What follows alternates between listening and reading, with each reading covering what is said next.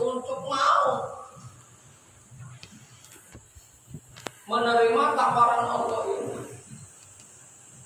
Kalau mau menerima tawaran Allah ini, kata Allah, tu'minuna billah, berimanlah kamu kepada Allah. Ini masalah keimanan ini berat.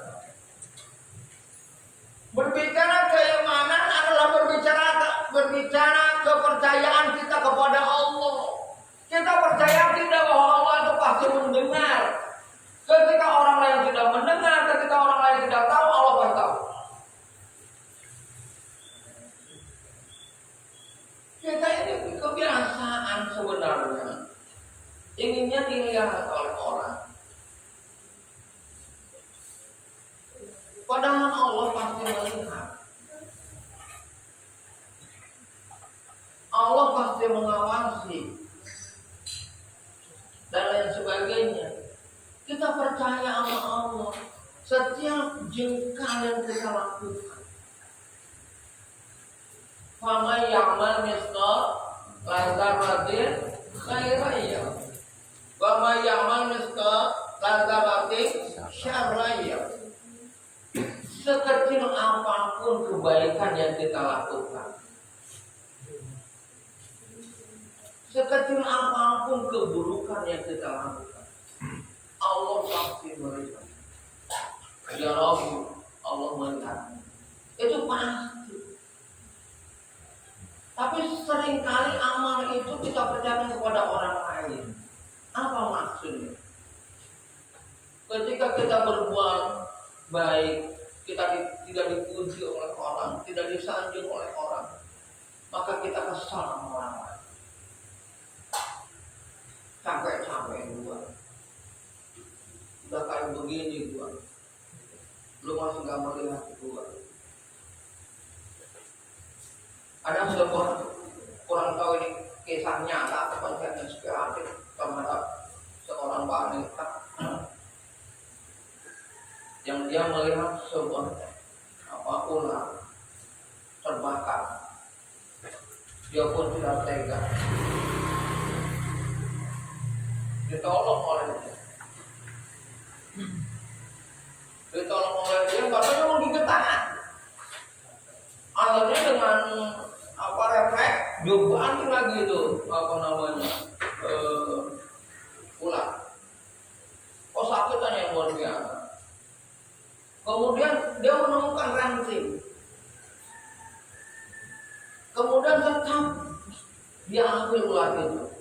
Jangan sampai ular itu terbakar. Ada orang yang perhatikan. Hai, ularnya, kenapa kamu lakukan seperti ini?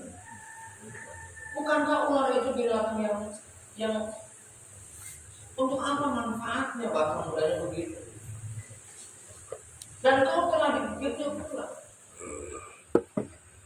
Karena wanita itu sifat ular menggigit. Dan aku ingin menyelamatkan ular dari itu. Karena dia punya kehidupan dan dia punya habitat. Dia Allah ciptakan pasti ada gunanya. Nah, jadi bagi dia itu, amal dia itu tidak tergantung disakitin atau tidak. Nah, ini suatu contoh yang dilakukan oleh Rasulullah. Rasulullah itu beriman kepada Allah, yang penting saya beramal. Orang lain itu menghina saya, orang lain itu mengejek saya, orang itu mencaci saya, bahkan orang itu melempari saya, bahkan orang itu hendak membunuh saya, bahkan orang itu merupakan pimpinan gembong kejahatan. Suatu contoh Abu Sufyan. Apa yang dilakukan oleh Rasulullah SAW ketika aku Mekah? Siapa yang lari ke rumah Abu Sufyan aman. Dan lain sebagainya. Kadang-kadang kita lakukannya begitu. Ya. Ketika Abu Sufyan masuk Islam, nggak ada dendam Rasulullah SAW. Dia dijadikan bagian dari kaum mukminin. Padahal dia adalah gembong. Siapa yang tahu tidak tahu Abu Sufyan bagaimana jahatnya kepada Rasulullah SAW. Saya kurang tahu apakah Hindu itu istrinya Abu Sufyan atau istrinya Abu jangan lupakan. Tapi yang jelas Hindunlah yang menggoreng paman Rasulullah Hamzah dan memakan kakinya Hamzah. Gara-gara ini Hamzah dia begitu kuat. Jadi Hindun bukan tidak tahu bagaimana iman itu ada di dada kita. Kenapa kita ingin membuat Allah di dalam dada kita ketika iman itu ada Allah yang kita paskan ke dalam dada. Kita ingin menghadap Allah juga diwakili oleh Allah yang ada di dada kita. Ini sebagai sebuah simbol saja. Supaya Allah itu menerangi dada kita gitu. Orang itu tidak menilai kita baik, orang itu tidak menyanjung kita baik. Apakah yang setiap harinya, setiap acara yang terhormat ketua masjid Al-Barakah disebutlah saya, apakah jaminan saya lebih baik daripada bapak-bapak? Tidak. Tidak. Bagi saya berusaha untuk tidak bangga. Ngapain bangga? Apain bangga? Apa betul saya ini lebih baik daripada orang saya? Bahkan ketika saya melihat tuh banyak orang rumah nempel ke masjid, sholat ke masjidnya paling jauh. Tinggalkan apa? Memang harus tinggalkan. Dan memang itu saya. Jadi tidak jaminan saya lebih baik dari bapak sekali. Jadi apa mananya? Kita ini harus bersihkan hati kita, imankan kepada Allah. Allah tahu segala apa bentuk perbuatan baik kita. Istilah kata jamaah yang berbaik kalau kata Rasulullah, kita yang menyingkirkan batu di jalanan itu Allah aja maha tahu. Ya. Nah ini seringkali amal itu tidak menjadi bahkan pas sampai berkhairan untuk berlomba-lomba dalam beramal. Ya. Oh subuh udah ada bangun ini. Ya tidak datang. Ya sudah untuk bangun lagi. Ini kayaknya Umi nggak istiqomah ini salah kasarnya. Saya coba istiqomah. Kadang-kadang kadang-kadang begini. Ya masih berangkat nomor iman lagi tinggi. Ada musiknya musik apakah gempa yang mulai iman turun ya nggak ada dan lain sebagainya. Nah ini kita beriman kepada Allah, kita percaya Allah melihat, Allah mengetahui siapa kita. Sudah tahu kita ingin dimuliakan oleh orang. Bahkan ketika kita berbuat baik, orang lain menilai kita no problem, dan tidak akan mengurangi berbuat baik kita dan tidak mengurangi keikhlasan kita kalau kita telah berbuat baik. Gitu. Ini harus mulai untuk kita berikan contoh. Ya. Karena apa jawaban yang berbahagia? Karena kebaikan itu harus banyak orang supaya kita termotivasi.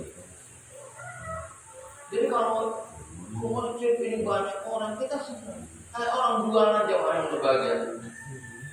Tempat itu bukan bagus. Ya, karena memang orang banyak di situ gitu. Akhirnya kita pun ingin tahu, ingin ikut. Yang tempat lain yang bagus, yang jualan jujur, yang jualan yang berbatasannya. Kalau jualannya mungkin nggak laku. Kayak anak sekolah. Kenapa kamu sekolah kan di situ? Orang-orang pada kesini. Mutunya bagus nggak apa-apa. Ya. Karena orang-orang pada kesono, gengsi saya pun kesono. Mana nggak apa-apa. Karena gengsi dan lain sebagainya. Sama banyak kayak begitu. Ya. Dan lain sebagainya. Jadi orang yang berbahagia.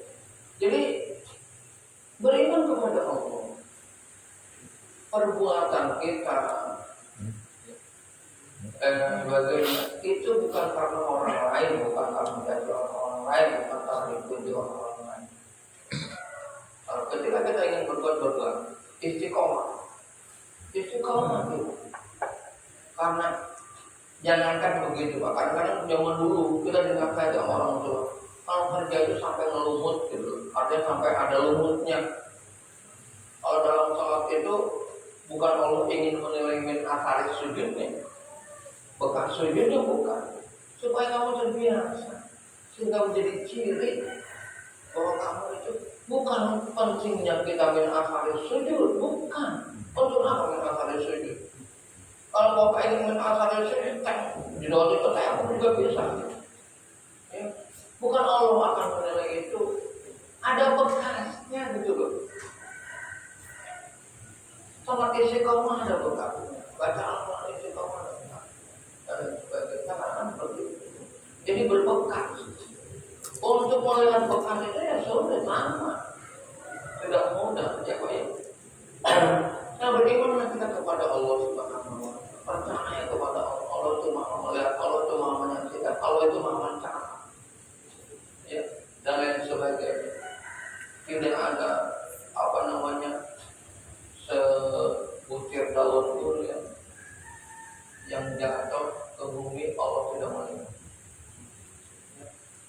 Allah itu ya walaupun Allah menciptakan, kemarin itu kita ngobrol di sini, ingin berbicara berbagai macam pisang. Fotonya pisang ada yang kayak begini, kayak gitu baju.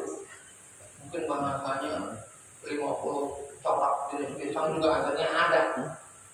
Itu baru pisang 50 coklat, 50 jenis akan seperti itu. Belum buah-buah yang lain yang juga beraneka dan lain sebagainya. Ya.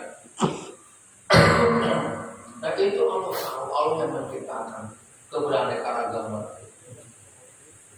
Ya Pak. Jadi kalau kita berbeda dengan orang lain kayak begitu dan lain sebagainya, itu bisa menjadi pengaruh kepada kita. Jadi berimanlah kepada Allah. Wa Rasul dan Rasul Allah, kepada Rasulullah SAW kita pelajari bagaimana kehidupan Rasul.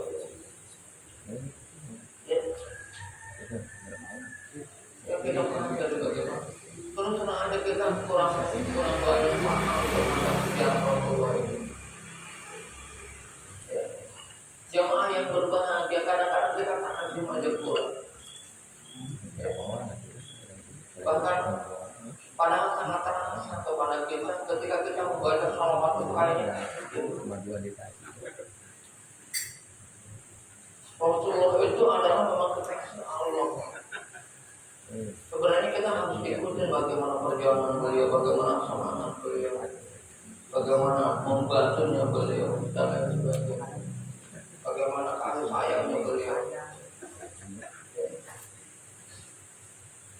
Sampai kata Allah itu, Innallaha wa malaikatahu yusholluna 'alan nabi.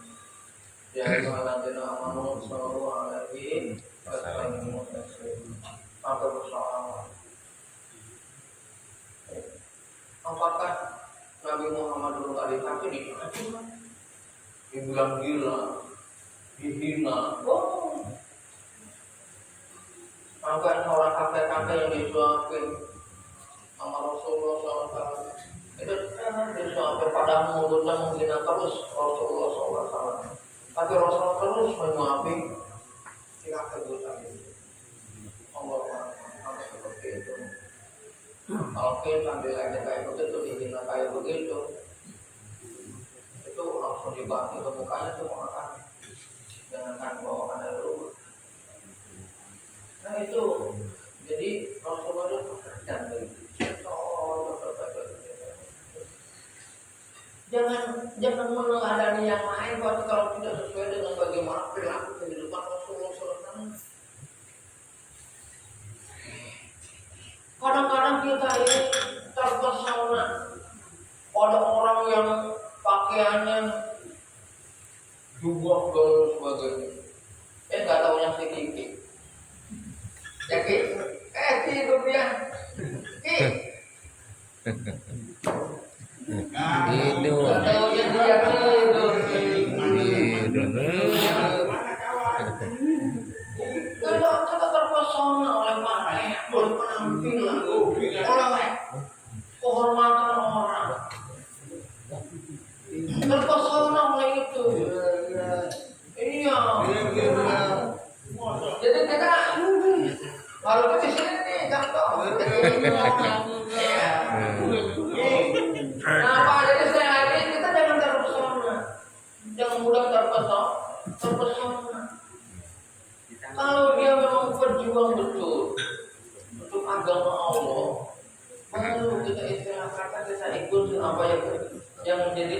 Makanya kata Allah Pak dalam surat Yasin. Ayo, makanya dalam kata Allah dalam surat Yasin, ittabi'u man la yas'alukum ajran wa hum muhtadun. Ittabi'u itu adalah orang yang tidak minta balasan karena dialah orang yang mendapatkan petunjuk. Ittabi'u man la yas'alukum yang tidak minta balasan kepada Allah. Wa hum muhtadun. Dialah orang yang mendapatkan hidayah Allah Subhanahu wa taala. Ikutin yang nggak minta balasan, yang nggak minta disanjung, nggak minta dianggurkan, yang nggak minta apalagi harta. Harta udah ada yang ngatur, Pak. Harta itu sudah ada yang ngatur. Kadang-kadang saya berpikir saya siapa, saya itu apa, kok bisa kayak begini, karena Allah yang ngatur. Karena saya berapa kali bikin usaha supaya saya tidak tergantung kepada orang lain dan pikiran saya apapun itu tidak untuk meminta-minta. Saya tawakal sama Allah, bahasa mudahnya. Ketika anak-anak itu bisa bilang, nah besok kurang tahu ya, nanti kita bisa masak apa. Biasanya tetap aja bisa masak. Anak-anak udah pernah tahu kalau berbahasa agak tidak punya duit. Sudah pernah tahu. Ya Pak ya. Tapi yang tetap ada besoknya, ada besoknya. Jadi kalau hidup itu sudah ada yang ngatur, rezeki itu sudah ada yang ngatur. Allah memberi rezeki, Allah juga yang memberi rezeki. Kalau manusia yang membuat rezeki, yang memberi rezeki, saya udah berusaha. Saya udah berusaha. Karena Allah yang ngasih rezeki. Kadang-kadang ada orang yang gak kita kenal. Ya, dia gak kenal sama kita gimana? Jadi kata siapa? Rezeki itu hasil usaha kita. Usaha itu hanya kewajiban. Adapun yang menentukan hasil rezeki itu Allah Subhanahu wa taala. Kalau usaha rezeki itu hasil usaha, Allah tidak akan melarang. Allah tidak akan melarang. Karena dia bilang begitu. Gua yang usaha, gua yang kerja.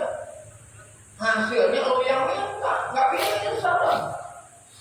Dan Allah tidak akan menentukan infak dan zakat sedekah dan lain sebagainya. Kenapa Allah menentukan infak, sedekah dan lain sebagainya zakat? Kenapa? Karena rezeki yang mengatur Allah. Dan disitulah akan terlihat apakah dia beriman kepada Allah atau tidak. Dia mau membayar zakat atau tidak. Dia mau infak atau tidak. Dia mau sedekah atau tidak. Jadi Allah yang mengatur itu semua.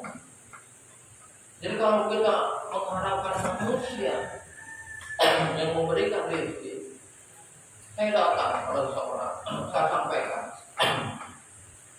kita nggak kayak pilih dan akun, ini pun agak kosong, lalu kok bisa dan sebagainya, sampai 3 tempat saya datang.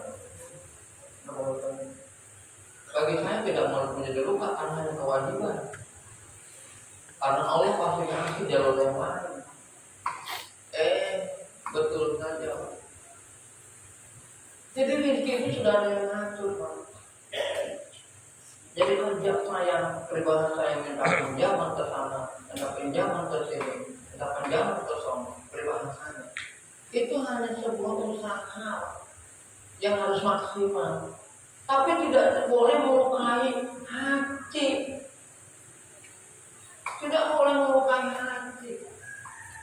Karena kalau dikasih kita sakit hati, nggak usah. Allah yang menentukan semua itu juga. Dan lain sebagainya. Nah akhirnya Rasul itu yang menjadi contoh. Bagaimana beliau berjuang. Rasulullah maka minta sampai harta Siti Khadijah itu habis. Sampai Siti Khadijah itu mati dalam kondisi kelaparan. Karena diboikot juga harta pun habis. Makanya meninggalnya Siti Khadijah termasuk disebut tahun duka cita atau bagus ini. Apakah Siti Khadijah saja yang berjuang seperti itu kepada Islam? Tidak. Abu Bakar, Ali dari kecil. Tapi kenapa meninggalnya Siti Khadijah? Sampai disebut Al-Husni, bukan cita. Salah satunya adalah karena manusia begitu cinta harta. Sedangkan Siti Khadijah habis sejadah kaya raya itu. Saudagar yang sangat kaya raya, habis hartanya untuk perjuangan agama. Sampai ketika Rasulullah tidur-tiduran berbaring di depan dekat Siti Khadijah, dan Siti Khadijah tahu bahwa dia akan meninggal. Kemudian menetes air mata Rasulullah Shallallahu Alaihi Wasallam ke paha Siti Khadijah sambil dibilang, "Ya, maafkan aku, kamu menyesal yang menikah denganku." Akhirnya Siti Khadijah tidak. Haru terjadi di situ. Akhirnya Rasulullah ceritakan siapa Khadijah di situ. Akhirnya dia bilang, "Ya, tolong, kalau kamu mau kemana, masih ada tulang belulangku, galilah, satukan siapa itu bisa jadi kendaraan untuk kamu melewati lautan dan sebagainya." Sampai seperti itu Siti Khadijah mau habis-habisan berjuang di jalan Allah. Ya Pak ya. Nah itu. Jadi jamaah yang berbahagia, kita harus melihat perilaku kehidupan Rasulullah. Karena idola yang salah juga jadinya kita. Mengidolakan orang yang salah. Banyak orang-orang yang kata gurunya, kamu jangan ngaji ke orang lain, kita sudah cukup. Nggak tahunya wawasannya pendek, wawasannya picik, wawasannya apa. Orang seperti itu akan sulit untuk diajak bergabung untuk memperjuangkan agama Allah. Akhirnya Islam akan selalu tertinggal, Islam akan selalu lemah. Karena orang-orang seperti itu jamaah yang berbahagia akan sulit. Karena sebenarnya tujuan hidup dia bukan mengagungkan Islam, mengagungkan tokoh. Pokoknya kalau si ayah ngomong apapun benar dah. Kalau si ibu yang ngomong apapun pasti salah. Dia hanya rekayasa. Udah penilaian udah seperti itu. Jamaah yang berbahagia, sangat banyak nabi-nabi itu yang sudah diagungkan oleh manusia. Siapa Musa? Orang yang akan dibunuh dari bayi. Bahasa mudanya tidak diakui oleh bapak dan ibunya, dibuang ke kali. Bahkan dipungut oleh Fir'aun, oleh istrinya itu. Dibesarkan oleh Fir'aun. Habis gitu ngelawan Fir'aun lagi. Udah digedein sama dia, dilawan lagi Fir'aun. Tidak ada logika seakan-akan benar tuh Musa, Nabi Musa. Kalau Allah tidak memberikan nilai-nilai kebenaran pada Nabi Musa, maka kita pun begitu. Banyak nabi-nabi yang tidak diperhitungkan. Nabi Muhammad, kenapa Pak Nabi Muhammad sulit banget waktu itu mereka beriman kepada Nabi Muhammad? Yahudi sendiri, karena Yahudi itu, ya Allah, siapa Muhammad? Ya, bapaknya sebelum dilahirkan dia meninggal, ibunya sejak kecil Rasulullah yang meninggal dalam kondisi yatim piatu dan lain sebagainya. Banyak pada jalan-jalan yang tidak diperhitungkan oleh kita, disuruh kita beriman oleh Allah Subhanahu wa Ta'ala. Dan ini juga Bapak sekalian, tidak terkecuali nanti seperti kepada Imam Mahdi Al-Muntazir yang kita tunggu-tunggu. Imam Mahdi itu Al-Muntazir yang kita tunggu-tunggu, yang kita harapkan.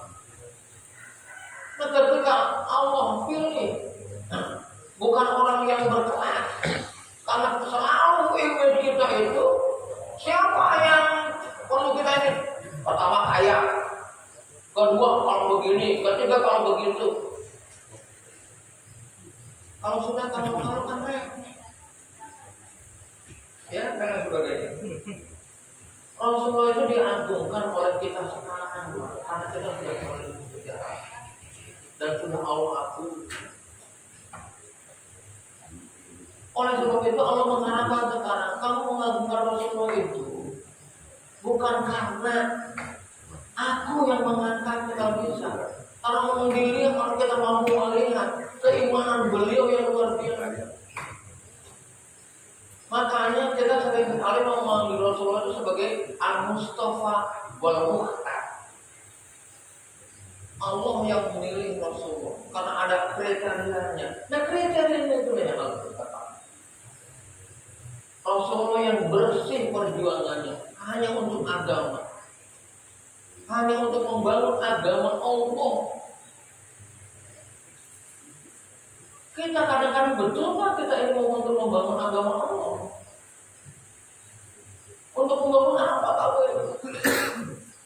Makanya nanti ada orang yang diwafatkan oleh Allah. Tawaffahumul malaikat. Firman muncul. Kata Allah. Nanti banyak di antara orang-orang diwafatkan oleh Allah. Dia merasa telah berjuang untuk agama. Tetapi kata Allah firman muncul. Bagaimana mati kamu ini? Kamu itu siapa yang kamu perjuangkan semuanya? Ya. Kamu hanya main perasaan. Tidak ada kriteria kamu.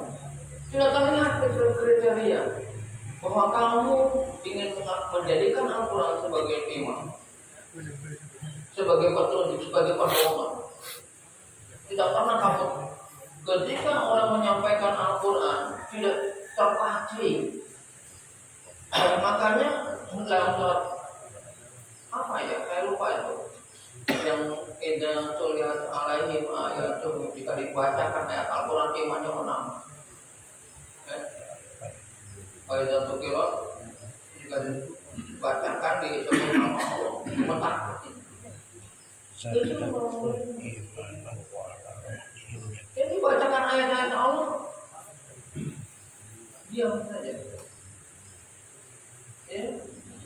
Dan lain sebagainya. Nah oleh sebab itu jemaah yang berbahagia, cobalah kita belajar mulai bahwa kita beragama itu demi kita. Ayat selanjutnya juga tentang perjuangan. Berjaya fi sabilillah dan mau berjihad, mau berjuang di jalan Allah. Bi amwalikum wa anfusikum, dengan harta kamu dan juga harta itu Pak, kemarin kita dalam tafsir Al-Alam itu Allah menyatakan sebenarnya kekayaan yang ada di situ, yang ada di bumi ini, yang Allah keluarkan yang lain. Tapi kemarin waktu penjelasan kita baca, Allah yang menanam apa yang ada di dalam muka bumi ini, kekayaan yang ada SDA untuk kamu, kata apa untuk kamu. Tapi sekarang sumber daya alam itu dikuasai oleh Cina dan sebagainya. Kenapa? Karena kita tidak peduli bahwa ini sebenarnya untuk kita. Ya. Kalau itu milik kita, Pak, uang privat milik kita. Insya Allah rakyat nggak usah susah. Seakan-akan seperti itu. Apa harta yang kita? Untuk apa harta kita? Kita nggak ada kepentingan bermewah-mewahan, bermegah-megahan. Kita ingin cukup ada harta yang ada. Akhirnya kita tidak akan menumpuk harta kekayaan sedemikian. Ya kalau kita kuangan berprivat aja, itu akan mampu memberikan kesejahteraan kepada rakyat seluruh. Apalagi modal tambang yang lain. Ya, nah oleh sebab itu jemaah yang berbahagia, ayo kita cari. Umat Islam tidak boleh diam. Ketika kita punya anak, punya kapasitas, ya bagaimana caranya minta Allah yang anak itu berkapasitas, harus imannya harus kuat, ya dan sebagainya. Karena kalau ketika iman gak kuat Pak, sama jabatan luar biasa godaannya Pak. Saya tidak jelek sangka kepada Sandiaga Uno umpamanya. Walaupun sekarang ada di keeteknya Jokowi. Karena itulah iming-iming harta yang luar biasa. Rakyat sudah begitu mengidolakan dia, mengharapkan dia. Jadi sekarang dia di bawah keteknya. Kan kurang ajar namanya. Ada kekecewaan nggak? Enggak, itu hanya untuk ibadah kok. Bagi contoh bagi kita. Jangan memilih pemimpin yang memang tidak punya kapasitas awal. Imannya dijual begitu. Ya, dan sebagainya. Nah, oleh sebab itu kuatkan iman. Cari orang-orang yang beriman. Ya kayak. Dan mudah-mudahan sekali lagi peristiwa Prabowo dan Sandiaga Uno ini pelajaran penting bagi kita agar tidak memilih pemimpin yang abal-abal, yang palsu, awalnya kayak begitu, ngomongnya juga wah asik itu semua asik gitu, apa dan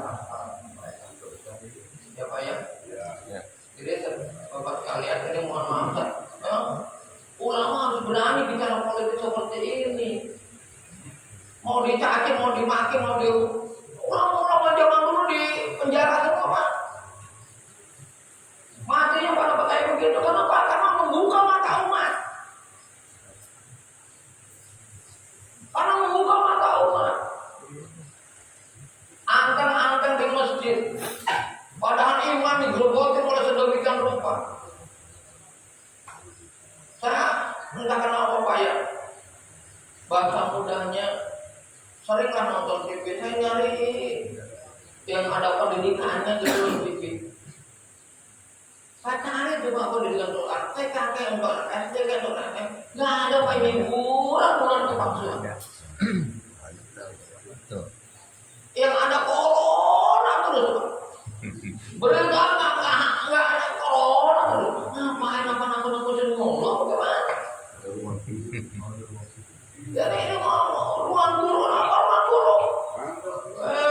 Pak Budi, kamu sombong dia ada di situ. Ruang guru. Ada ruangannya. Itu hanya bisnis nggak gaulnya. Ketika kita kaji ruang guru, dulu ada TPI Pak.